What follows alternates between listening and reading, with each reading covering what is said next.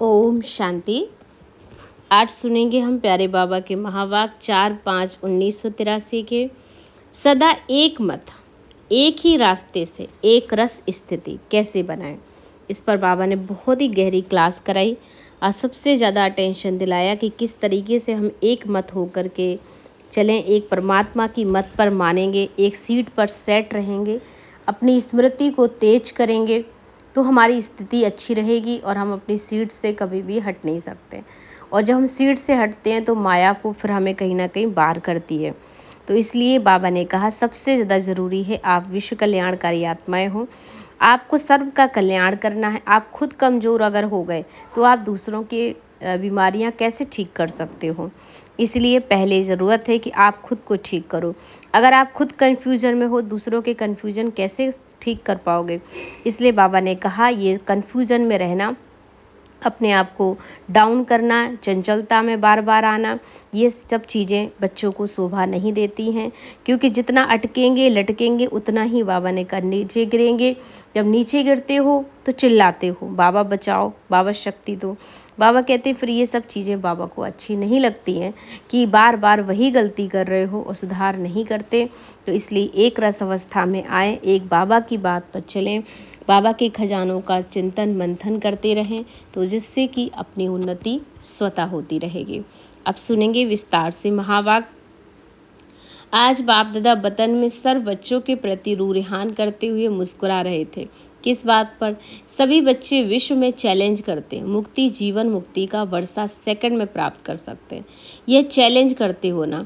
वैसे अनुभव से कि देखो तो दिव्य दृष्टि, दिव्य बुद्धि हर ब्राह्मण को बर्थडे की गिफ्ट मिली है। ब्राह्मण नाम संस्कार हुआ, दिव्य बुद्धि की गॉडली गिफ्ट बाप द्वारा मिली है।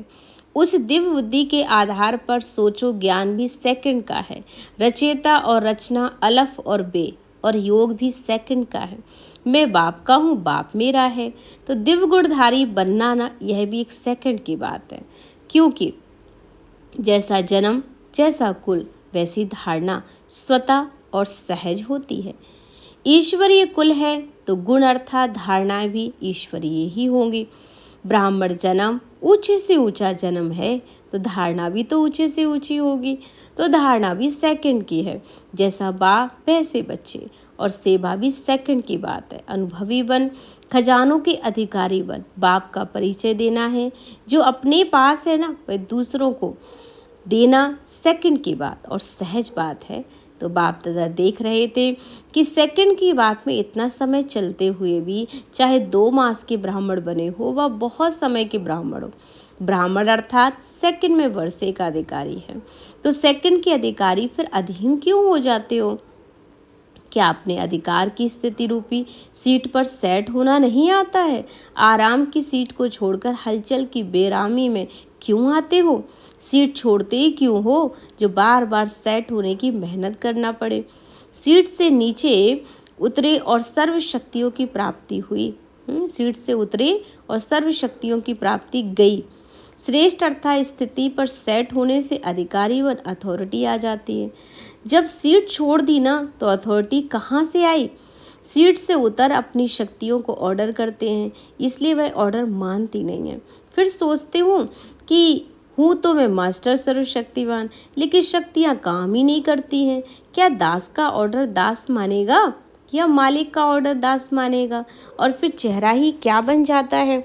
जैसे कमजोर शरीर वाले का चेहरा जैसे पीला हो जाता है ना, क्योंकि वह खून की शक्ति नहीं रहती है।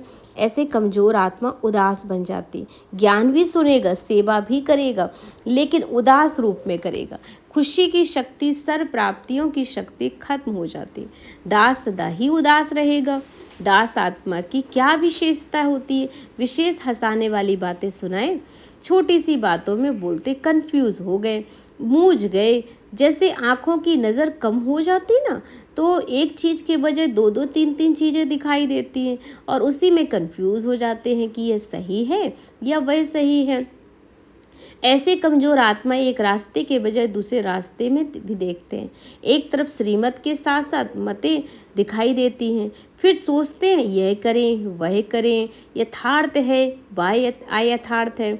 जब एक रास्ता है, एक श्रेष्ठ मत है क्या करें क्या करें, ये मेहनत क्वेश्चन ही क्यों करते हो, क्यों कंफ्यूज होते हो, स्वयं ही दो बजाय दुविधा में आते हो। तो ये विचित्र चाल है ना।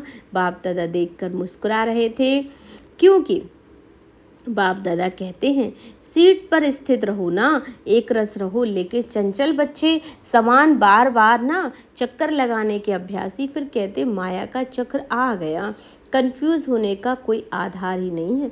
लेकिन व्यर्थ कमजोर संस्कारों आधार ले लेते हो। जब है ही व्यर्थ हो कमजोर आधार, तो फिर रिजल्ट क्या होगी, या अटकेंगे या लटकेंगे या नीचे गिरेंगे, फिर चिल्लाएंगे बाबा मैं आपका हूँ, आप शांति दे दो ना। सीट पर सेट रहो तो ज्ञान सूर्य की शक्तियों की किरणें आपकी सीट की छत्र छाया स्वतः ही और सदा प्राप्त होंगी। सीट से नीचे उतर आते हो, वह व्यर्थ या कमजोरी के संस्कारों की दीवार खड़ी कर देते हो। तो व्यर्थ संकल्प एक नहीं आता, एक सेकंड में एक से अनेक संकल्प पैदा हो जाते और उसी से अनेक ईंटों की दीवार बन जाती है। इसलिए ज्ञान सूर्य की शक्तियों की किरणें पहुंच नहीं सकती हैं। और फिर क्या कहते, मदद नहीं मिलती, शक्ति नहीं आती, खुशी नहीं आती, याद नहीं रहती, आ ही कैसे सकती है। तो बाप दादा पुराने नए जो खेल करते ना, उनको खेल देखकर मुस्कुरा रहे थे। सेकंड की बात को इतना मुश्किल बना दिया है। एक रास्ता एक मत उसको छोड़कर मनमत परमत अपने उसको मिक्स क्यों करते हो। अपने कमजोरी के बनाए हुए रास्ते ऐसे तो होता ही है, ऐसा तो चलता ही है। इन रास्तों को स्वयं ही बनाए, फिर स्वयं ही भूल भुलैया के खेल में आ जाते, मंजिल से दूर हो जाते हो। ऐसा क्यों करते हो?